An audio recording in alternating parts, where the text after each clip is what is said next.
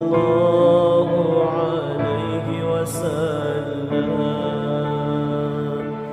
صلى الله على محمد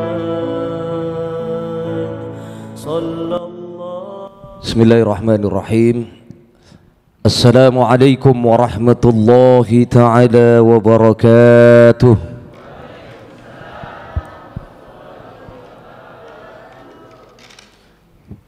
Bismillah walhamdulillah. Alhamdulillahilladzi wa kafa. Wassalatu wassalamu ala sayyidina Muhammadinil Mustafa wa ala alihi wa ashabihi ahli sidqi wal wafa. Allahumma salli wa sallim wa barik wa karim ala hadha an-nabiyyil karim sayyidina wa habibina wa syafi'ina wa maulana Muhammadin sallallahu alaihi wa alihi wa sallam ba'athahu rahmatan lil alamin wa uswatun lil mu'minin. Qala Allah ta'ala fil Qur'anil Karim. A'udzu billahi minasy syaithanir rajim. Bismillahirrahmanirrahim. Ya ayyuhalladzina amanu kutiba 'alaikumus shiyam kama kutiba 'alal ladzina min qablikum la'allakum tattaqun. Wa qala Allah ta'ala aidan ya ayyuhalladzina amanu idza qila lakum tafassahu fil majalis fafsahu yafsahillahu lakum wa idza qila ansuzu fansuzu yarfa'illahu alladhina amanu minkum walladhina utul ilma darajat. Wa qala Rasulullah sallallahu alaihi wa alihi wasallam la yaqudu qaumun yadhkuruna Allah illa haffathumul malaikah wa ghasyiyatuhumur rahmah wa nazzalat alaihimus sakinah wa ghafara lahumud dhunubahu walau kana misla dhabatil bahr. Sadaqallahul azim wa balagha rasuluhun nabiyul habibul karim wa nahnu ala dhalika minasy syahidin wasyakirin walhamdulillahi rabbil alamin.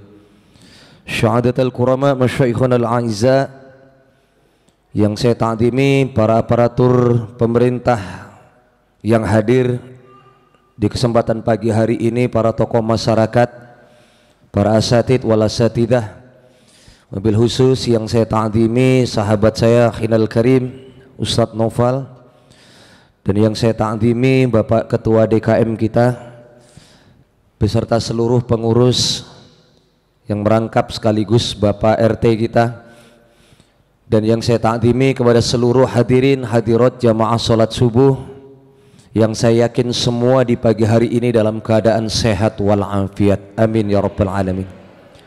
Puji serta rasa syukur kita marilah sama-sama kita haturkan setinggi-tingginya kehadirat Allah Rabbul Jalil, Allah Subhanahu wa taala, di mana pada kesempatan pagi hari ini kita masih bisa diberikan kesempatan oleh Allah untuk bisa melakukan aktivitas kita selaku umat Islam, yaitu melaksanakan sholat subuh secara berjamaah, yang alhamdulillah kita pun masih diberikan kelapangan waktu oleh Allah untuk bisa duduk bermuajahah, bersilaturahim, bertolabul ilmi, yang kita semua berharap mudah-mudahan dari kita bangun tidur sampai kita mulai beraktivitas, sampai kita duduk di majelis yang sangat mulia ini, bahkan insya Allah sampai nanti malam kita tidur lagi, semua amal ibadah kita di bulan suci Ramadan ini insya Allah mendapatkan ridha dari Allah Subhanahu wa ta'ala. Jika Allah sudah meridhai ibadah kita, maka insya Allah jerih payah kita, capek kita dalam melaksanakan ibadah di bulan suci Ramadan akan ada nilai pahalanya di hadapan Allah Subhanahu wa ta'ala. Amin ya rabbal alamin. Salawat teriring salam semoga selalu tercurah kepada junjungan kita Nabi besar Muhammad sallallahu alaihi wa alihi wasallam. Kita semua berharap mudah-mudahan walaupun kita belum pernah memandang kayak apa gantengnya wajah Nabi kita Muhammad yang selalu kita sanjung-sanjung, kita puji-puji, anta syamsun, anta badrun, anta nurun fauqa nur. Kita menyampaikan bahwasanya ya Allah, Nabi kami Nabi Muhammad sallallahu alaihi wasallam, beliau bagaikan cahaya di atas cahaya. Kita menyampaikan ilustrasi dalam sebuah pujian padahal kita belum pernah melihat kayak apa gantengnya wajah Nabi kita. Itulah satu bukti bahwa kita adalah umat Rasulullah yang berharap insya Allah nanti di yaumil akhir kita diakui menjadi umatnya, dan insya Allah kita nanti akan masuk ke dalam surga bersama barisan beliau. Amin ya rabbal alamin.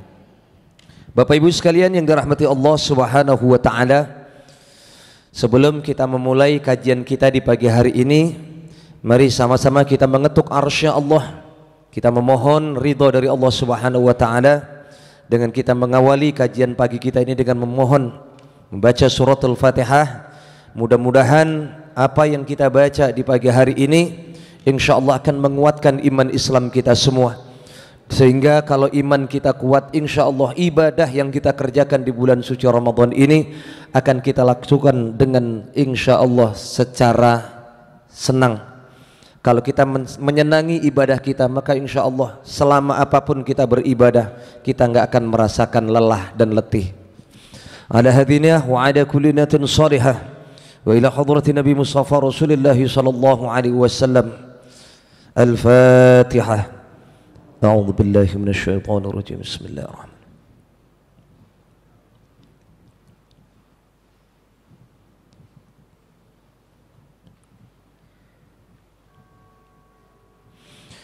Yang kedua, mohon ziyadatul Fatihah. Ziyadah Fatihah yang pertama untuk para donatur Masjid Nurul Iman. Kita doakan mudah-mudahan dilapangkan rizkinya oleh Allah Subhanahu wa taala. Allah ganti dengan berlipat ganda dan insyaallah Allah bangunkan surga, istana di dalam surganya kala. Amin amin ya rabbal alamin. Ala hadiniyah wa ala kulli niyatin salihah li ridha ilahi ta'ala wa li syafaati Rasulillah sallallahu alaihi wasallam. Al-Fatihah. A'udzu billahi minasyaitonir rajim.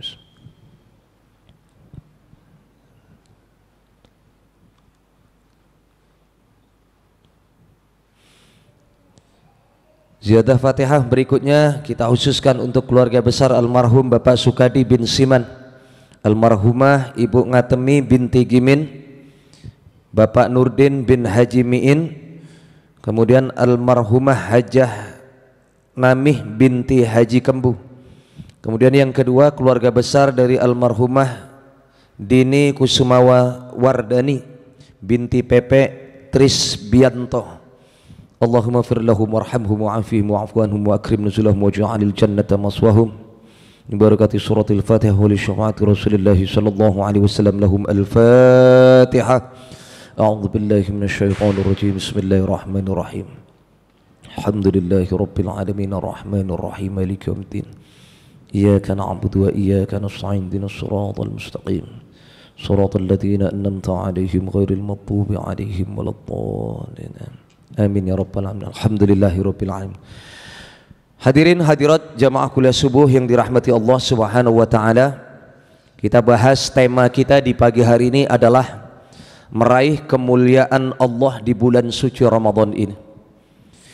Jika tema ini saya kembalikan menjadi sebuah pertanyaan, kira-kira dalam tema ini siapa orang yang dimuliakan oleh Allah di bulan suci Ramadan? Kira-kira kalau dibalikan sebuah pertanyaan, orang yang dimuliakan oleh Allah di bulan suci Ramadan itu kira-kira siapa Pak?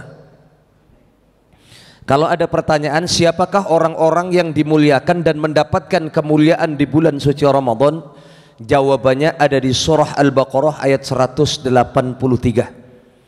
Allah Subhanahu wa taala berfirman, dan saya yakin semua sudah hafal. Ini setiap Ramadan ayat ini selalu dibaca berulang-ulang oleh guru-guru kita. Ya ayyuhalladzina amanu kutiba alaikumusiyam kama kutiba alal ladzina min qablikum la'allakum tattaqun. Diawali dengan kalimat ya ayyuhalladzina amanu, wahai orang-orang yang beriman. Berarti jawabannya kalau ditanya siapa orang yang dimuliakan oleh Allah di bulan suci Ramadan, tidak lain adalah mereka yang dipanggil oleh Allah dalam surah Al-Baqarah ayat 183, yaitu orang-orang yang beriman. Pertanyaannya, kenapa Allah menggunakan kalimat orang-orang yang beriman, Pak? Padahal kalau Bapak Ibu sekalian baca Al-Quran, banyak sekali istilah panggilan di dalam Al-Quran. Kita sering mendengar kalimat di awal mula ayat itu dengan panggilan ya ayyuhan nas, wahai manusia. Secara umum Allah panggil semua manusia, baik yang beriman maupun tidak dipanggil oleh Allah. Ada kalimat lagi di dalam Al-Quran dengan sebutan ya ayyuhal mu'minun, wahai orang-orang mukmin. Atau ada lagi ayat ya ayyuhal muslimun, wahai orang-orang muslim. Namun kenapa di bulan suci Ramadan ini Allah manggil kita dengan panggilan yang berbeda? Bukan ya ayyuhan nas, bukan ya ayyuhal muslimun, tapi panggilan Allah begitu mulia, yaitu ya ayyuhalladzina amanu. Maka ini nanti akan ada kaitannya dengan tema kita, meraih kemuliaan, yaitu orang-orang yang beriman. Pertanyaan saya, siapakah orang-orang yang beriman ini? Kira-kira siapa, Pak? Orang yang beriman itu berbeda dengan orang Islam, Pak. Orang Islam itu belum tentu beriman, tapi kalau orang yang beriman sudah pasti Islam. Karena Islam itu adalah identitas kita. Kalau Bapak Ibu mengucapkan ikrar 2 kalimat syahadat, asyhadu an la ilaha illallah wa asyhadu anna Muhammadar Rasulullah, saya bersaksi tiada Tuhan selain Allah dan saya bersaksi bahwa Nabi Muhammad adalah utusan Allah. Itu Islam, identitas kita.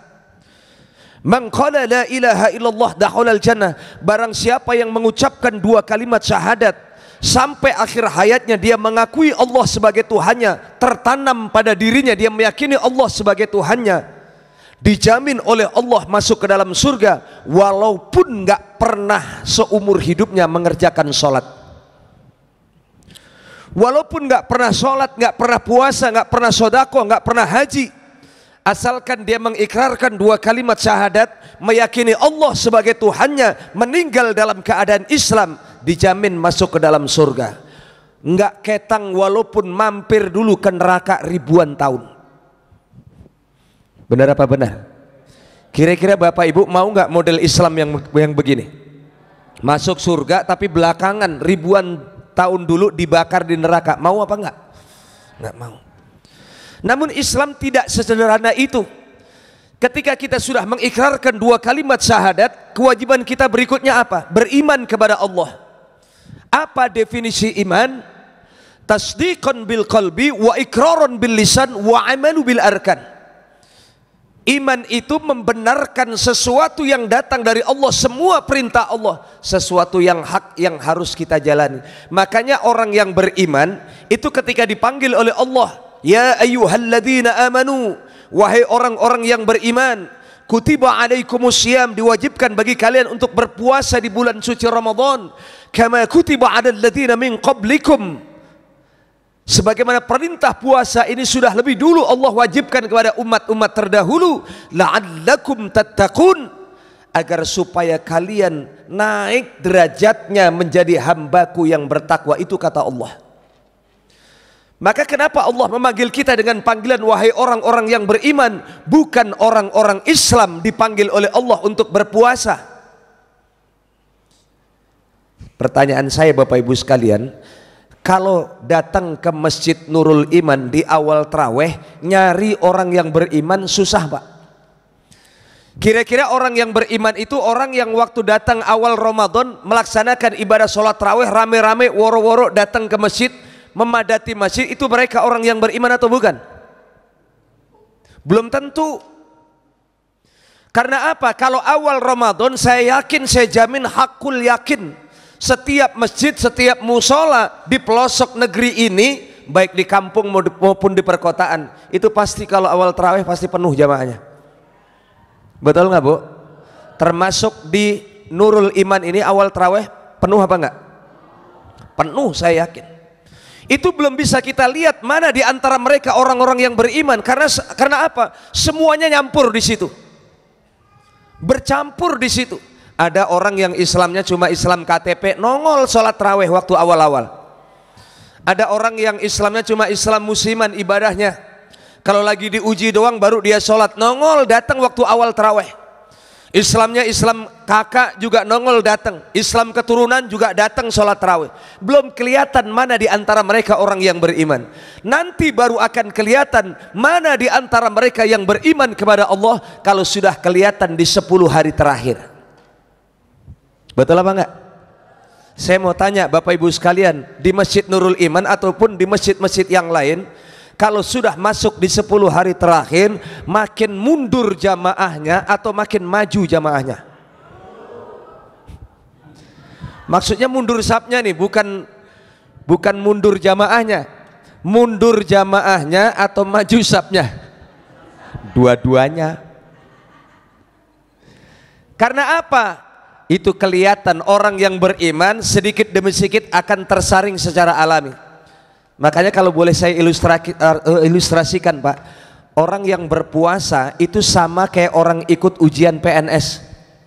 Waktu pertama kali dibuka pendaftaran, Masya Allah itu jutaan orang yang daftar Pak, pengen jadi pegawai negeri.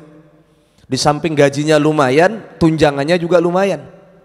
Tentunya dengan gaji yang menggiurkan, tentunya banyak orang-orang yang pengen, dan itu akan tersaksi secara alami. Dari jutaan orang kemudian disaring menjadi ribuan orang. Dari ribuan orang akhirnya tersaring menjadi ratusan orang. Dari ratusan akhirnya cuma dipilih menjadi berapa puluh orang doang. Puasa pun juga demikian. Waktu awal-awal Ramadan belum kelihatan mana di antara mereka orang yang beriman, tapi akan baru kelihatan di pertengahan sampai di akhir Ramadan. Itulah mereka yang istiqomah menghidupkan malam beribadah di bulan suci Ramadan tanpa ada surut sedikit pun semangat dalam ibadah. Itulah cikal bakal orang yang beriman dan akan mendapatkan gelar orang yang takwa. Makanya kelihatan nanti di 10 hari terakhir, insya Allah itulah orang-orang yang akan mendapatkan predikat orang yang takwa di hadapan Allah. Saya berharap mudah-mudahan termasuk jamaah yang hadir pagi hari ini. Amin ya rabbal alamin. Itulah orang yang beriman. Makanya kenapa ibadah puasa itu Masya Allah Pak berbeda dengan ibadah-ibadah yang lain. Ibadah puasa itu pahalanya tidak Allah tampakkan sebagaimana ibadah-ibadah yang lain. Salat kelihatan pahalanya, zakat, sedekah kelihatan pahalanya, ibadah haji kelihatan pahalanya, banyak hadisnya. Tapi ibadah puasa itu pahalanya Allah rahasiakan. Paling kalau kita berbicara tentang fadilah puasa, paling hadisnya yang populer cuma yang sering kita baca. Man shoma ramadhana imanan wa ihtisaban ghufira lahu ma taqaddama min dzambihi. Barang siapa yang berpuasa ikhlas mengharap karena ridho dari Allah Subhanahu wa taala, maka Allah akan hapuskan dosa-dosanya di masa yang lalu. Udah segitu doang Pak. Tapi secara detail apa saja yang Allah berikan pahalanya di bulan suci Ramadan itu Allah rahasiakan. Maka kenapa Allah menyampaikan dalam hadits qudsi, as-shaumu li wa ana ajzi bihi. Puasa yang kalian kerjakan itu untukku dan aku sendiri yang akan membayar puasa yang kalian kerjakan. Sengaja Allah rahasiakan. Makanya saking rahasianya ibadah puasa itu Pak, mohon maaf, salah satu ibadah yang nggak bisa dinilai oleh orang lain itu ibadah puasa. Ibadah yang nggak bisa kita pamer, nggak bisa kita sombong, itu ibadah puasa. Setuju apa nggak kira-kira? Sholat itu masih ada unsur riaknya nggak? Ada. Orang sombong dalam sholat kelihatan geraknya. Allahu Akbar. Bacaannya dikenceng-kencengin. Allah. Sampai sujudnya lama banget, Masya Allah. Masih bisa orang beribadah dalam sholat itu ada potensi untuk riak, sombong. Apalagi sodakoh, ngeluarin duit sombong, itu hati-hati, itu sering terjadi. Dan akan banyak nanti di akhirat orang yang merasa sodakoh jariahnya banyak, tapi ternyata tidak ada nilai pahalanya di hadapan Allah Subhanahu wa taala karena dia sodakoh bukan karena Allah niatnya. Cuma pengen dilihat oleh orang lain supaya kelihatan dermawan. Hati-hati. Berarti sodakoh pun punya potensi untuk riya, untuk sombong. Apalagi ibadah haji. Orang pulang dari ibadah haji nggak dipanggil haji, ngambek. Betul apa enggak? Ada yang model begitu Bu di sini? Masya Allah. Makanya identitasnya orang pulang haji nggak pernah lepas dari kopiah putih. Tapi lihat ibadah sombong, apa yang mau kita pamerkan Pak? Lemesnya Bapak. Nggak bisa kita sombong dalam ibadah puasa. Kita ngomong sama orang lain, wah, kita pamer apa namanya? Kita pamer inian kita, udara kita ini, nafas kita sama orang lain. Nih gua lagi puasa nih, yang ada orang pingsan semuanya.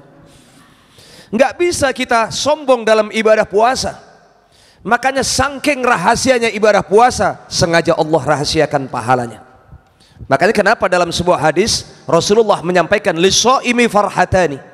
Untuk orang yang berpuasa mereka akan mendapatkan dua kebahagiaan. Apa dua kebahagiaan itu? Yang pertama, farhatu 'inda fitrihi. Kebahagiaan orang yang berpuasa yang pertama yang tidak bisa dipungkiri oleh siapapun yang berpuasa. Apa yang pertama?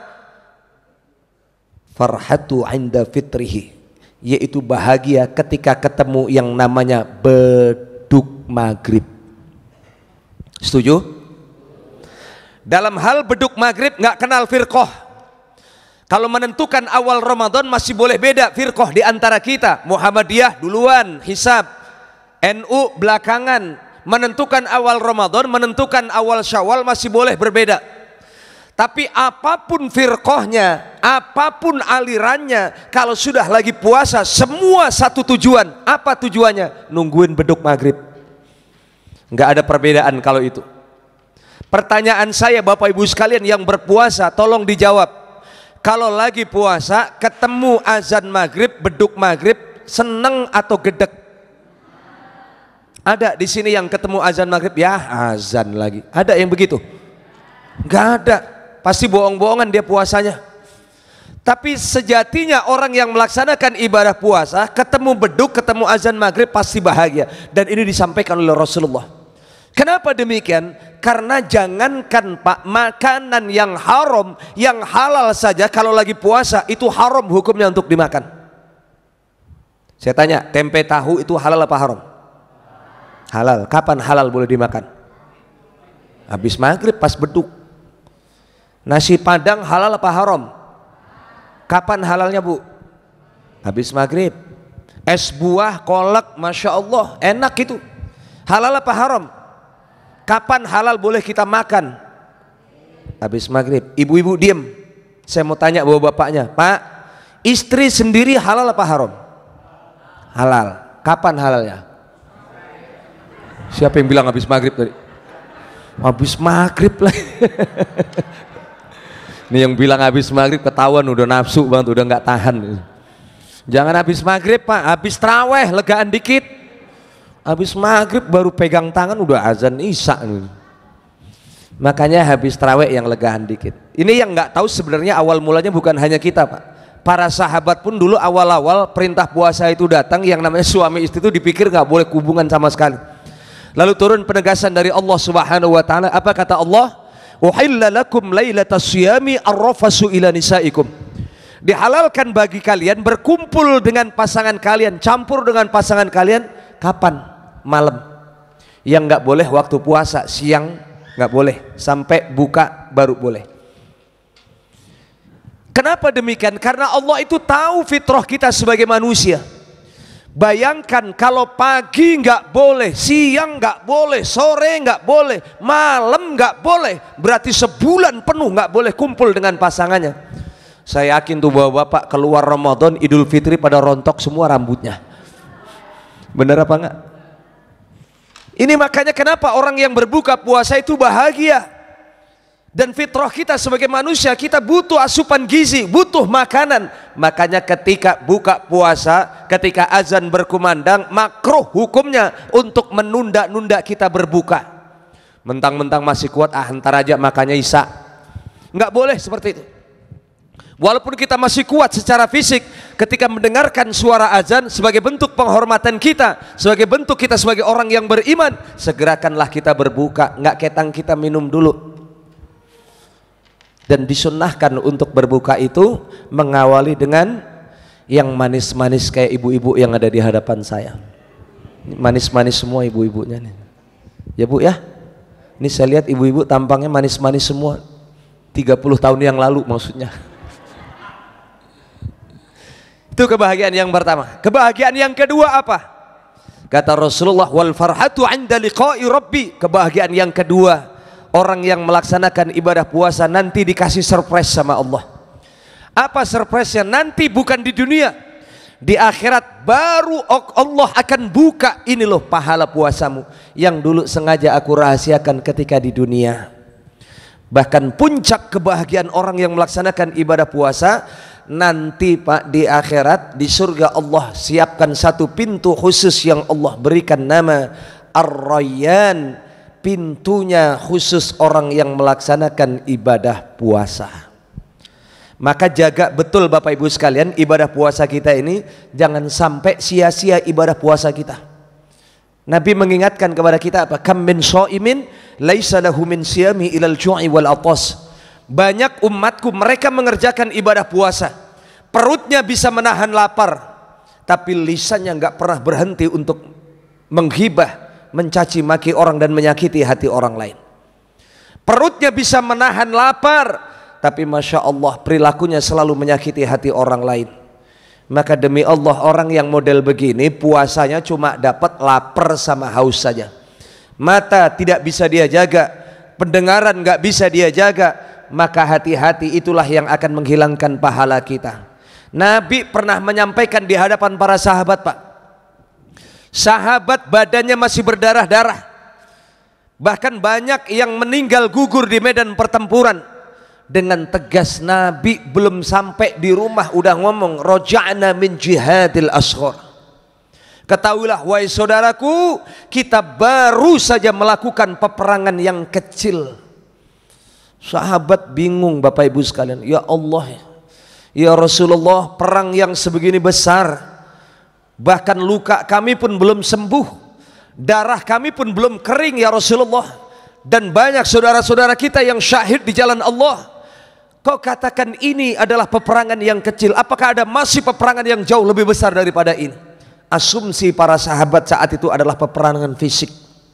Apa kata Rasulullah? Naam, jihadul akbar. Ditanya oleh para sahabat, wa ma jihadul akbar ya Rasulullah, lalu apa perang yang besar yang akan kita lewati ya Rasulullah? Apa kata Nabi? Huwa jihadun nafsi.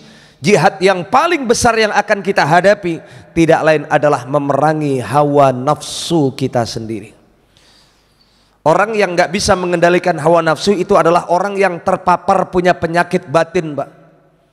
Orang yang punya penyakit batin itu salah satunya adalah orang yang punya sifat hasud, ria, iri, dengki, dan segala macam penyakit-penyakit yang lainnya. Penyakit hati itu namanya, itu nanti akan berdampak kepada akhirat. Makanya Imam Ghazali pernah menyampaikan, orang yang dihinggapi penyakit zahir dengan orang yang dihinggapi dengan penyakit batin itu resikonya berbeda. Orang yang dihinggapi penyakit zahir itu separah-parahnya penyakit zahir itu hanya berdampak dengan kehidupan kita di dunia. Maksudnya bagaimana Ustaz? Orang yang diserang penyakit zahir itu apa aja Pak? Jantung, stroke itu penyakit zahir, penyakit jasmani. Separah-parahnya penyakit jantung, penyakit stroke itu hanya berdampak kepada kehidupan di dunia. Paling banter penyakit yang kita jalani kalau separah-parahnya mati, selesai sudah. Tapi nggak akan berdampak dengan kehidupan kita di akhirat, kata Imam Ghazali. Maka nanti nggak ada di neraka orang ditanya sama malaikat, kamu kenapa masuk ke dalam neraka? Karena kanker. Nggak ada. Kenapa kamu masuk ke dalam neraka? Diabetes. Nggak ada. Separah-parah penyakit zahir itu hanya menghancurkan kehidupan kita di dunia, mati saja, selesai. Tapi yang parah, maka kenapa Nabi menyampaikan huwa jihadun nafsi, perang yang paling bahaya adalah memerangi hawa nafsu kita, karena ini akan merusak hati kita semuanya. Orang kalau sudah hatinya rusak, penyakit batinnya rusak, itu bukan hanya berdampak dengan kehidupan dunia, tapi rusak juga kehidupan kita nanti di akhirat. Orang yang punya penyakit batin Pak, itu di dunianya rusak, di akhiratnya rusak. Di dunia rusaknya seperti apa? Contoh misalkan orang punya penyakit batin apa? Yang Bapak tahu atau Ibu tahu? Pelit. Orang punya penyakit pelit itu penyakit batin Pak. Di dunia siapa orang yang mau berkawan sama orang pelit? Orang punya penyakit hasud, iri hati. Apa itu hasud? Senang lihat orang lain susah, susah lihat orang lain senang. Ngelihat tetangga sebelah beli TV, Masya Allah sakit. Tetangga sebelah beli motor, masuk rumah sakit. Begitu tetangga sebelah rumahnya, Masya Allah, beli mobil. Dari rumah sakit dia dengar tetangganya beli mobil, langsung mati. Iyyakum wal hasad, fa innal hasada ya'kulul hasanatu kama ta'kulun narul hotaba. Hati-hati dengan penyakit hasad, karena penyakit hasad itu memakan amal kebaikan kalian sebagaimana api melahap kayu bakar, akan hangus dan habis satu demi satu. Itulah yang akan terbakar pahala kebaikan kalian. Maka Imam Ghazali menyampaikan, hati-hati kalian dengan penyakit batin kalian, karena kalian ketika dihinggapi penyakit batin akan rusak duniawi kalian, rusak dan hancur pula akhirat kalian. Maka orang yang diserang penyakit batin itu Pak, sudah di dunia dikucilkan sama orang lain. Orang nggak ada yang mau berkawan sama orang yang punya penyakit kikir, pelit, bakhil, medit, buntut gasiran, pantat kuning, bol nontot. Itu kalau udah bol nontot itu orang-orang yang paling parah itu. Saking pelitnya apa? Habis nyeduh kopi, kopinya dijemur lagi ampasnya. Itu orang paling pelit. Orang hasad juga begitu, orang hasud juga begitu, susah gemuk Bu. Karena apa? Pinter ngitung-ngitung nikmat orang lain, tapi nggak pinter menghitung nikmatnya sendiri. Orang yang nggak pernah syukur itu nggak pernah cukup hidupnya. Maka tolak ukur orang itu bahagia atau tidak bukan dilihat dari hartanya yang banyak, enggak Pak. Berapa banyak orang yang kaya raya tapi miskin, dan sebaliknya banyak orang yang miskin ternyata kaya raya. Apa buktinya? Orang yang punya harta berlimpah ruah, buktinya kalau dia miskin apa? Merasa kurang terus dengan hartanya. Gajinya 3 miliar dalam 1 bulan, masih kurang lagi apa? Dioplos itu pertalite sama pertamak. Astagfirullahaladzim. Kurang apa Pak? Bapak pernah ngelihat duit 3 miliar langsung? Itu mereka para petinggi-petinggi yang koruptor-koruptor yang kemarin baru ditangkap, itu gajinya 3 miliar kepala direksi Pertamina. Kurang apa gajinya? Tapi dia ternyata masih miskin. Buktinya masih nyolong duitnya rakyat. Masya Allah Pak. Termasuk saya jadi korbannya. Saya itu langganan Pertamax tiap ngisi kendaraan saya itu. Ya Allah, ternyata selama ini yang saya isi pertalite. Ya Allah Pak. Berarti saya tanya, orang yang model begitu kaya apa miskin Pak? Miskin. Buktinya apa? Dia masih nyolong duit rakyat, berarti dia miskin. Tapi sebaliknya, orang yang miskin tapi dia bersyukur dengan rizki yang Allah berikan. Makanya Sa'labah pernah ditegur sama Rasulullah ketika dia ngeluh saat itu. Dia berhasil diuji dengan kemiskinan tapi gagal berantakan saat diuji dengan kaya Pak. Hati-hati nih Pak, ujian kita itu ada 2, seneng sama susah. Susah, seneng, udah itu aja. Kalau kita seneng berhasil, belum tentu nanti kalau lagi susah. Susah berhasil, belum tentu nanti kalau lagi seneng. Itu aja pokoknya tolak ukurnya. Dan Allah menyampaikan, wadablukum bisyarri wal khairi fitnah. Sungguh setiap manusia akan diuji dengan kesulitan, dan setiap manusia akan diuji dengan kesenangan. 2 hal ini saja.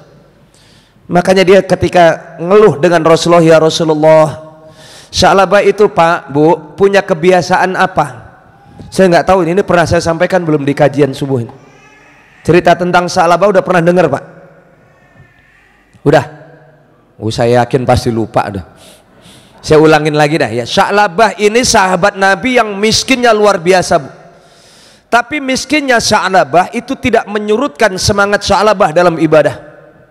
Bahkan di mana Rasulullah mengimami, di belakangnya Rasulullah itu pasti Sa'labah ada. Selalu makmum terus ikut di belakang Rasulullah. Tapi ada satu kebiasaan Sa'labah itu yang jelek Pak. Apa kebiasaan Sa'labah yang jelek sehingga ini membuat Rasulullah harus menegur keras Sa'labah? Apa kebiasaan Sa'labah ini? Setiap selesai sholat biasanya orang Allahumma antas salam wa minkas salam wa ilaika ya'udus salam, zikir. Si Sa'labah ini bukan zikirnya Allahumma antas salam, tapi zikirnya Allahumma lantas jalan. Selesai sholat lamcir, habis salam langsung ngacir pulang. Masya Allah, akhirnya ditegur sama Rasulullah, Sa'labah, engkau ini macam orang munafik. Innal munafikina yukhadi'una Allah wa huwa khadi'uhum Wa idza qamu ila sholati qamu kusala. Diingatkan di dalam Al-Quran, kamu ini macam orang munafik wa Sya'labah. Ketika engkau mendirikan sholat, maka engkau mendirikan seperti orang yang malas-malasan dalam mengerjakan ibadah sholat, kayak nggak niat. Kenapa engkau menegur aku begitu ya Rasulullah? Aku perhatikan selepas engkau sholat nggak pernah engkau merasa penting untuk berzikir. Engkau langsung buru-buru pulang. Ada apa wa Sya'labah? Apa zikir itu nggak penting Sya'labah? Apa jawaban Sya'labah, Pak? Penting ya Rasulullah. Lalu kenapa kalau engkau merasa itu penting nggak pernah kau lakukan itu dalam sholat, selepas sholat? Apa kata Sya'labah? Saya ini orang miskin ya Rasulullah. Apa hubungannya orang miskin dengan zikir? Kata Sya'labah, justru itu ya Rasulullah. Saya ini miskin, punya gamis yang layak saya pakai buat sholat, ini cuma satu-satunya ini ya Rasulullah yang saya pakai. Dan ketahuilah ya Rasulullah, saya buru-buru pulang itu saya gantian baju sama istri saya di rumah. Dia nungguin baju yang saya pakai ini. Saya buru-buru pulang itu bukan ngerasa nggak penting zikir, karena saya khawatir istri saya di rumah nggak kebagian waktu sholat. Masya Allah, saking miskinnya Sya'labah, baju satu aja gantian sama istrinya. Maka sayang dia ngeluh sama Rasul, ya Rasulullah, supaya saya bisa itikaf lama-lama zikir dengan engkau ya Rasulullah, doakan ya Rasulullah supaya saya ini kaya ya Rasulullah. Jangan. Qalilun tu'addi syukruhu khairum min katsirun la tutikhu. Rizki yang sedikit lebih baik kau syukuri wa Sya'labah daripada engkau diberikan rizki yang banyak namun engkau nanti lalai. Enggak ya Rasulullah, belum tentu Sya'labah. Boleh jadi engkau berhasil diuji oleh Allah dengan miskinmu ini, belum tentu nanti engkau berhasil di saat engkau kaya raya. Enggak ya Rasulullah. Justru kalau miskin saja saya bisa beribadah seperti ini dengan keterbatasan saya, apalagi kalau saya kaya ya Rasulullah. Saya bisa sedekah, bisa membantu orang lain, dan saya akan tenang beribadah karena nggak mikirin harus gantian dengan istri saya baju saya. Akhirnya didoakan oleh Rasulullah, Allahumma aghnina 'ala Sya'labah. Berikan kekayaan kepada Sya'labah, diberikan modal sepasang kambing betina dan jantan, pelihara Sya'labah, akhirnya jadi kaya raya Pak. Begitu kaya raya ternyata singkat cerita lupa, sholatnya jadi belakangan datangnya. Karena apa? Disibukkan dengan hewan ternaknya. Dan itu yang disebut dengan istidrat. Apa itu istidrat Pak? Idza ra'aitallaha ta'ala yu'til 'abda minad dunya ma yuhibbu wa huwa muqimun 'ala ma'asi fa innama dzalika minhu istidrat. Itu istidrat. Ketika ada seorang hamba diberikan rizki oleh Allah, bertambah-tambah rizkinya, namun rizki itu bukan membuat dia dekat dengan Allah Subhanahu wa ta'ala, maka itu adalah azab yang tertunda dari Allah. Itu adalah istidrat. Maka tolong tandai diri kita Pak, Bu, tandai masing-masing. Kalau kita punya rizki selama ini, punya kekayaan, punya harta, membuat kita lupa kepada Allah, hati-hati, jangan-jangan itu azab yang tertunda alias istidrat. Tapi kalau rizki yang Allah karuniakan kepada kita membuat kita selalu bersyukur, membuat kita dekat dengan Allah, berarti itu nikmat. Maka perbedaan antara nikmat dengan istidrat, kalau nikmat membuat kita syukur, kalau istidrat diberikan rizki berlimpah ruah malah membuat kita lalai kepada Allah. Hati-hati. Apa yang terjadi dengan Sya'labah? Sya'labah lupa dengan janjinya Bu, Pak, nggak pernah sholat jamaah lagi bareng dengan Rasulullah karena semakin banyak hewan ternaknya, sibuk terus dengan hewan ternaknya. Apa kata Rasulullah? Celaka Sya'labah. Akhirnya sholatnya cuma setiap Jumat doang. Akhirnya apa? Diberikan terus rizki yang berlipat ganda oleh Allah. Akhirnya Pak, sholatnya cuma Idul Fitri dan Idul Adha doang. Sampai Rasulullah meninggal terus dilipat gandakan kekayaan Sya'labah. Akhirnya Sya'labah di masa Khalifah Utsman bin Affan meninggal dalam keadaan kufur nikmat. Na'udzubillah min dzalik. Bangkrut sebangkrut-bangkrutnya pada masa Khalifah Utsman bin Affan. Akhirnya dia nggak terima, hartanya diangkat oleh Allah dan meninggal dalam keadaan dia kufur nikmat. Na'udzubillah min dzalik. Makanya Bapak Ibu sekalian, Pak, kalau diberikan ujian dengan keterbatasan rezeki kita, sabar. Itu cuma sementara. Insya Allah nanti di akhirat Allah siapkan kekayaan yang sengaja Allah pending di dunia, nanti akan Allah berikan di akhirat. Makanya bapak pilih kaya di dunia atau kaya di akhirat? Pilih salah satu, jangan dua-duanya. Ibu pilih mana? Miskin dulu sementara, udah sabarin aja dulu, tapi insya Allah kaya di akhirat. Atau kaya di dunia, hati-hati jangan-jangan miskin nanti di akhirat. Pilih mana? Oh lu bingung mau jawab. Pengen kaya dunia, kaya juga di akhirat. Makanya kuncinya kita bedah bulan suci Ramadan itu melatih kita untuk sabar, Pak. Banyak bersyukur kepada nikmat Allah. Maka insya Allah Allah akan muliakan kita semua. Namun kategori orang-orang yang mulia ini macam-macam versinya para ulama. Saya akan menjabarkan orang yang mulia versinya Imam Asy-Syafi'i rahimahullahu ta'ala. Saya mau sampaikan, kira-kira ini nggak banyak Pak, poinnya cuma 3. Kalau saya sampaikan ini, mau nggak mengamalkan ini dalam kehidupan kita? Mau atau nggak? Janji? Janji? Janji? Harus diamalkan kalau janji berarti. Kalau pengen kita meraih kemuliaan di sisi Allah Subhanahu wa ta'ala, apalagi kalau ini kita terapkan di bulan suci Ramadan. Imam Asy-Syafi'i rahimahullahu ta'ala menyampaikan dalam kitab Manaqibus Syafi'i Al-Baihaqi, Jauharul Mar'us Salasah, ada 3 ciri kemuliaan yang akan diperoleh oleh seorang hamba nanti di akhirat di hadapan Allah Subhanahu wa ta'ala.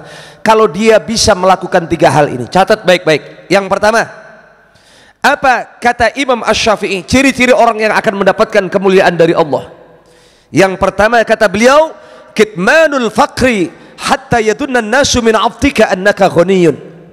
Ciri yang pertama adalah orang yang pandai menyembunyikan kemiskinannya di hadapan orang lain, hatta yadunna an-nasu min 'aftika annaka ghaniyun, sampai-sampai orang yang ada di sekelilingnya menganggap dia ini orang kaya, orang yang berkecukupan hidupnya, padahal susah, tapi orang lain nggak tahu tentang kesusahannya.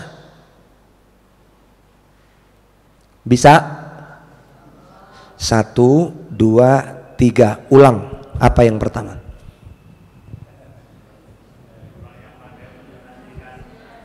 Bu, diem aja bengong. Apa yang pertama? Orang yang pandai menyembunyikan kemiskinannya di hadapan orang lain, hatta yadunna nasu min 'aftika annaka ghaniyun, sampai-sampai orang itu ngira ini orang kaya. Nggak pernah saya lihat hidupnya susah, padahal sebenarnya aslinya susah. Tujuannya supaya apa? Tidak ingin merepotkan orang lain dibuat repot dengan kesulitannya dia. Maka dia selalu menyembunyikan kesusahannya, yang dia tunjukkan adalah kesenangannya di hadapan orang lain. Masya Allah, mulia sekali orang ini Pak. Hati-hati, orang sekarang malah banyak yang mengamalkan kebalikannya. Orang kaya pura-pura miskin, udah punya kaki pura-pura buntung, ngemis di lampu merah kakinya diusumpetin. Ya Allah, orang yang cacat pengen kakinya supaya sempurna, orang yang dikasih kesempurnaan fisik malah pengen cacat. Na'udzubillah min dzalik. Padahal hidupnya mampu tapi pura-pura susah. Ya Allah ya Rabbi, ada bansos, BLT, bantuan langsung tunai yang dikhususkan untuk orang-orang miskin.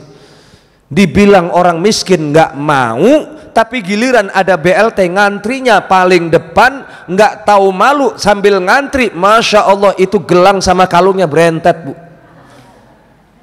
Tapi kalau dibilang dia miskin, dia nggak mau. Giliran ada bantuan khusus orang miskin, dia serakah, dia ambil juga itu. Na'udzubillah min dzalik. Hati-hati, banyak orang malah justru mempraktekkan hal yang sebaliknya, malah kemiskinannya diumbar sama orang lain. Kalau perlu orang lain semuanya tahu supaya iba ngelihat dia, supaya orang kasihan, memberi bantuan kepada orang tersebut. Na'udzubillah min dzalik. Itu yang tidak disukai oleh Allah Subhanahu wa ta'ala. Sanggup? Udah ibu nggak punya duit, bapak nggak punya duit, udah diem aja, udah diem, udah telan aja sendiri-sendiri. Insya Allah sambil kita ikhtiar, kita doa, wa may yattaqillaha yaj'al lahu makhraja wa yarzuqhu min haitsu la yahtasib. Insyaallah akan Allah berikan rizki dari tempat yang kita enggak duga-duga. Asalkan apa? Takwa kepada Allah, laksanakan perintah Allah sepenuhnya. Ridho Allah yang kita cari dalam ibadah kita, insyaallah Allah cukupi kebutuhan kita. Jangan pernah kita bergantung kepada manusia, jangan pernah kita bergantung kepada orang kaya. Kalau orang kaya kehilangan hartanya, dia akan runtuh, maka kita pun akan ikut runtuh seiring dengan kita bergantung kepada orang yang kaya. Jangan kita bergantung kepada orang yang punya pangkat, jabatan dan kedudukan. Ketika orang tersebut sudah tidak punya lagi pangkat, jabatan, kedudukan, maka runtuh pula kita seiring dengan runtuhnya orang yang punya jabatan. Makanya hati-hati. Yang pertama, kalau pengen kita mulia, apa kuncinya? Pandai menyembunyikan kesulitan kita di hadapan orang lain, sampai-sampai kita harus bisa menimbulkan kesan orang lain menganggap kita ini orang yang mampu hidup kita. Yang kedua kata Imam Asy-Syafi'i rahimahullahu ta'ala, wa kitmanul ghadab hatta yadhunna an-nasu annaka radin. Orang yang pandai menyembunyikan amarahnya di hadapan orang lain, hatta yadunna nasu annaka radin, sampai-sampai orang tuh ngira ini orang sabar banget hidupnya, nggak pernah marah. Padahal mustahil kalau manusia nggak pernah marah, pasti punya sifat marah, pasti.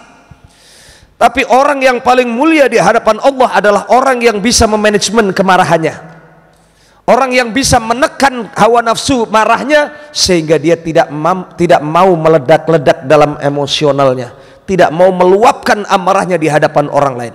Itulah orang yang mulia yang kedua yang disampaikan oleh Imam Asy-Syafi'i. Makanya orang yang marah itu kuncinya orang tersebut adalah orang yang sudah dihinggapi atau dirasuki oleh setan. Setan itu ketika diusir oleh Allah keluar dari surga, Pak, itu menyampaikan sebuah janji kepada Allah. Ya Allah, aku akan menyesatkan anak cucu Adam lewat aliran darah mereka. Makanya ciri-ciri orang yang kerasukan setan itu pasti darahnya mendidih. Kalau sudah darahnya mendidih, makanya badannya bakalan tegang, Pak. Tangannya tegang begini. Kalau sudah tegang badannya, nggak mau duduk, pasti pengennya berdiri, pengen nonjok orang. Itu ciri-ciri orang kesetanan. Betul apa betul? Makanya ciri khas orang yang kesetanan itu diabadikan dalam sebuah simbol kuda lumping. Itulah simbol orang yang kerasukan setan, Pak. Makanya orang kalau sudah kerasukan setan itu biasanya berujung kepada akalnya udah nggak waras lagi. Betul? Orang kalau sudah akalnya nggak waras tuh contohnya tuh kuda lumping. Kuda lumping itu, Pak, kalau lagi sudah nggak waras akalnya, dikasih makanan ini ada ingkung. Tahu ingkung, Pak? Ada ayam utuh itu, terus ada sate, sebelahnya lagi paku sama beling. Kira-kira yang dipilih sama mereka apa? Beling. Kan berarti udah nggak waras itu. Kalau ada orang kesurupan, ada orang jadi kuda lumping kesurupan, kita kasih makanan, dia pilih mana di antara tiga ini? Sate. Oh, berarti dia nggak bohong-bohongan itu berarti. Dan itu ciri khas orang kalau sudah kerasukan, makanya Masya Allah omongannya jadi ngelantur, akhirnya berdampak kepada orang lain, tersulut emosinya. Makanya orang yang beriman, orang yang mulia adalah orang yang bisa menekan amarahnya. Dan ini harus kita terapkan di bulan suci Ramadan. Jangan sampai puasa kita hilang pahalanya gara-gara kita tidak bisa mengendalikan hawa nafsu kita, terutama amarah kita. Terus apa terus ini? Jam berapa Ustadz? Berapa menit lagi? Masih 2, lanjutin apa enggak? Lanjut, awas ya Bu ya, jangan sampai lupa. Yang kedua apa tadi? Orang yang pandai menyembunyikan amarahnya di hadapan orang lain, sampai-sampai orang menganggap ini orang sabar banget, orang selalu ridho dengan perlakuan orang lain. Padahal dia tetap bisa marah, tapi dia menekan amarahnya, namun tujuannya tidak ingin orang lain dibuat ikut tersulut dalam amarahnya. Makanya dianjurkan kalau orang lagi kerasukan setan itu, Pak, kalau lagi marah, lagi berdiri ini pengen nonjok orang, dia anjurkan untuk apa? Kalau lagi berdiri marah, ngomel terus itu disaraninya gimana supaya surut marahnya? Duduk. Biasanya kalau lagi berantem udah kita duduk, tenang, duduk. Supaya apa? Urat sarafnya kendor. Kalau udah urat sarafnya kendor, biasanya mulai tuh temperamen marahnya mulai turun. Kalau duduk masih marah juga, suruh dia berbaring. Berbaring masih ngomel aja, ngomel. Masya Allah, suruh tuh dia keluar ambil air wudhu. Karena apa? Orang yang sudah kerasukan setan itu terbuat dari api itu panas. dan api hanya padam dengan diguyur air. Wudhu selesai wudhu masih ngoceh aja, masih marah-marah. Pakai suruh mandi tuh orang, mandiin tuh orang bareng-bareng. Masya Allah Pak, udah dimandiin, dicelupin sampai 7 kali tuh dicelupin, masih ngomel-ngomel marah-marah. Itu berarti udah sarangnya setan udah di situ. Udah nggak bisa diobatin yang model. Makanya hati-hati, wa qaswatil qalbi.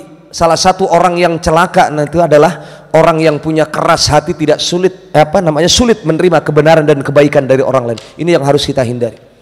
Makanya ciri yang mulia yang kedua adalah orang yang pandai menyembunyikan amarahnya sehingga orang lain mengira dia adalah orang yang selalu sabar dengan perlakuan orang lain. Yang terakhir kata Imam Asy-Syafi'i, wa kitmanu syuddati hatta yadunna nasu annaka mutana'um. Ciri yang ketiga orang yang mendapatkan kemuliaan dari Allah yang harus kita terapkan di bulan suci Ramadan ini adalah orang yang pandai menyembunyikan masalah pribadinya di hadapan orang lain. Hatta yadunnan nasu annaka mutana'um, sehingga orang mengira orang ini nggak pernah punya masalah hidupnya. Mungkin nggak orang nggak punya masalah hidupnya Pak? Mustahil. Setiap manusia pasti punya masalah. Dan saya yakin semua yang hadir di pagi hari ini berangkat dari rumah masing-masing pasti membawa masalah masing-masing dari rumahnya. Ada aja masalahnya, walaupun sekecil apapun pasti kita punya masalah. Ada yang berangkat dari rumah dari semalam mikirin, ya Allah cicilan rumah udah besok jatuh tempo, belum bayar, duitnya belum kelihatan, bayar dari mana. Ada yang kepikiran, ya Allah cicilan panci belum lunas, ditagih mulu sama Pok Minah. Berangkat kepikiran, begitu nyampe di majelis ilmu, insya Allah tenang hati kita. Orang yang duduk di majelis ilmu itu apa? Wa nazalat alaihimus sakinah, Allah akan turunkan ketenangan dan ketentraman hati mereka. Insya Allah semua masalah dunia kita, kalau kita duduk di majelis ilmu, hilang masalah kita. Walaupun nanti nyampe rumah keingetan lagi, tapi paling tidak hadirnya kita duduk di majelis ilmu itu membuat hati kita tenang. Makanya yang terakhir, Bapak punya masalah jangan suka diumbar-umbar sama orang lain. Hati-hati, ini zaman digital Pak. Banyak orang yang melakukan hal yang sebaliknya, punya masalah diumbar di media sosial. Nih, terutama nih ibu-ibu nih biasanya berantem sama lakinya, curhat di media sosial. Ya Allah, status hari ini, dasar laki-laki nggak tahu diri, ngasih uang belanja cuma 5.000 tapi minta dibeliin rendang ayam panggang. Duit dari mana? Duit 5.000 suruh beli semuanya. Orang mah kayak tetangga gua, ya Allah tetangga gua tiap hari makannya enak terus, uang belanjanya tiap hari dikasih minimal 1 juta. Laki gua, ya Allah payah banget. Begitu ditulis di media sosial, orang lain tahu semua. Aib suami sendiri dibuka, dia punya masalah diceritain lewat media sosial. Demi Allah, apa yang ibu atau bapak lakukan di media sosial, jika itu menimbulkan fitnah bagi orang yang membaca, itu akan menjadi dosa jariah yang turun-temurun. Ibu marah menghasut orang lain, nyaci maki orang lain lewat media sosial, orang tersulut akhirnya ngikutin komen di bawahnya. Demi Allah, itu menjadi dosa jariah buat kita. Maka orang yang paling mulia adalah orang yang pandai menyembunyikan masalah pribadinya di hadapan orang lain. Hatta yadunnan nasu annaka mutana'um. Ini orang nggak pernah punya masalah kali ya. Kok dia sampai sebegitu pinternya, dia punya masalah nggak mau cerita sama orang lain. Biarin orang lain tahu, senangnya saya aja. Masalah saya jangan sampai orang lain tahu. Biarkan ini menjadi rahasia pribadi saya. Itu orang yang hebat Pak. Dan jangan jadi orang yang sebaliknya, ngumbar masalah pribadi kita, ngumbar amarah kita, bahkan ngumbar kekurangan kita di hadapan orang lain, meminta belas kasihan orang lain. Itu bukan karakteristik ajaran Islam. Maka ini saya ada satu cerita Pak, Bu.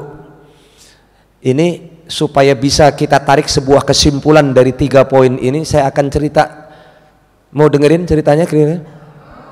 Ini agak panjang ceritanya, nanti baru selesainya kira-kira jam 9.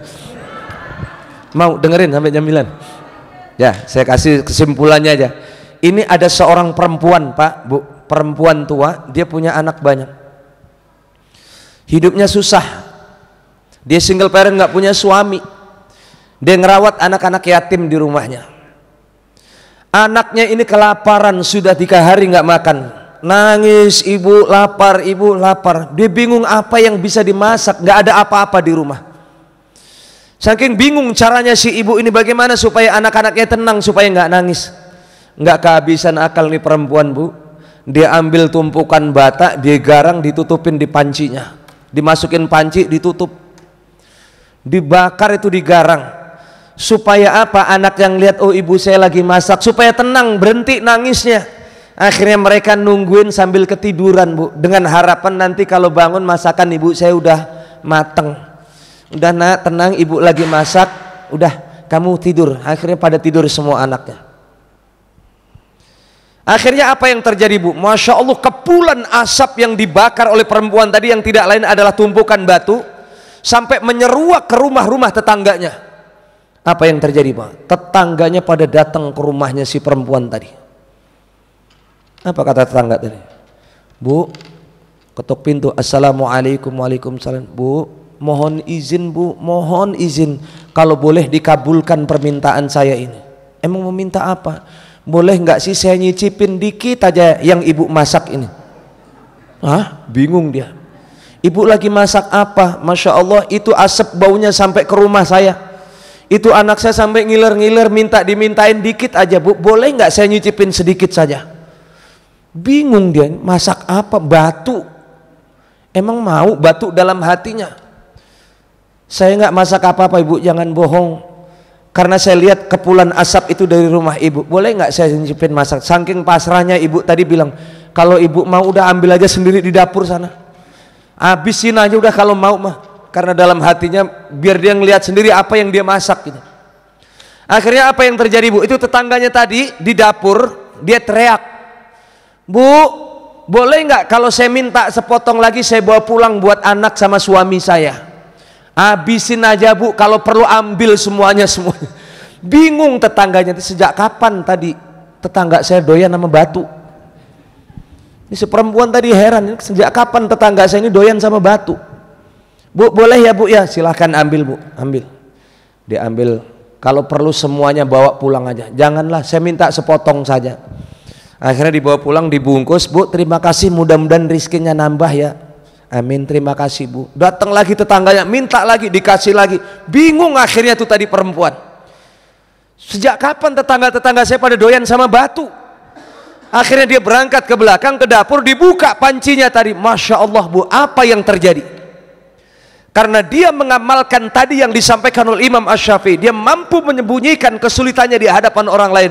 Allah memuliakan derajatnya, Allah memberikan kecukupan hidupnya, dan Allah memberikan rizki kepada perempuan tadi. Begitu dibuka pancinya tadi, tumpukan batu yang awalnya dia masak, Allah rubah menjadi tumpukan roti yang lezat, aromanya luar biasa. Kaget perempuan tadi. Akhirnya dibangunkannya anak-anaknya semua tadi, dengan bahagia mereka makan makanan yang tidak lain adalah awalnya tumpukan batu yang Allah ganti karena Allah memuliakan hambanya tersebut. Ini di dunia sudah Allah praktekkan, sudah Allah berikan kemuliaan karena mampu mengamalkan tiga tadi. Apalagi nanti di akhirat orang ini akan mendapatkan inna akramakum indallahi atqakum. Dia akan mulia di hadapan Allah Subhanahu wa taala. Nah, ini mari sama-sama kita amalkan, terutama di bulan suci Ramadan. Hati-hati, kendalikan hawa nafsu kita, jangan mudah kita marah-marah, karena marah-marah itu bisa menurunkan dan mengurangi pahala kebaikan kita, bahkan boleh jadi berpotensi untuk menghabiskan pahala kebaikan kita di bulan suci Ramadan ini. Maka sabarlah kita. Kalau ibu dicaci maki, dihina sama tetangganya, sabar, tunggu sampai maghrib. Nanti habis maghrib baru tuh kalau mau balas deh. Jangan ya, Bu, ya. Udah, makanya ciri-ciri orang yang berhasil puasanya itu bisa mengendalikan marah bukan hanya waktu Ramadan, tapi keluar Ramadan makin sabar, makin kuat imannya. Itu cikal bakalnya orang yang berhasil melaksanakan ibadah puasa. Maka mari sama-sama kita tuntaskan ibadah puasa ini dengan kesempurnaan ibadah kita. Kita perbaiki tahun kemarin yang kurang, kita tambahkan yang sudah kita lakukan di tahun kemarin. Kita harus punya target, kita punya misi, tahun ini harus lebih baik daripada tahun kemarin. Sebab tidak ada satupun yang bisa menjamin bahwasanya tahun depan kita masih diberikan kesempatan oleh Allah untuk bisa berjumpa dengan bulan suci Ramadan. Makanya para ulama-ulama terdahulu ketika berjumpa dengan bulan suci Ramadan, mereka selalu menganggap seolah-olah ini adalah Ramadan terakhir saya. Kalau ini adalah Ramadan terakhir kita, maka kita tidak akan pernah menyia-nyiakan satu waktu pun untuk tidak beribadah kepada Allah. Kita isi semua untuk ibadah kepada Allah, supaya kita semua berharap mudah-mudahan di akhir Ramadan kita mendapatkan gelar yang paling tinggi di hadapan Allah, la'allakum tattaqun. Allah naikkan derajat kita menjadi hamba yang bertakwa. Amin ya rabbal alamin. Al-Fatihah biniyatil qabul wal usul wa ila hadratir rasul biniyatil madhkur. Al-Fatihah. A'udzubillahi minasyaitonir.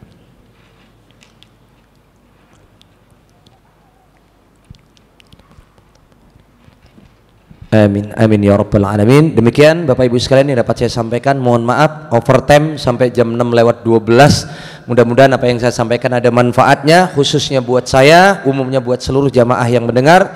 Mudah-mudahan kita semua sempurna ibadah puasa kita ini. Amin ya rabbal alamin. Subhanakallahumma bihamdika asyhadu an la ilaha illa anta astaghfiruka wa atubu ilaih. Wallahul muwaffiq ila aqwamit thariq wal afu minkum. Assalamualaikum warahmatullahi wabarakatuh.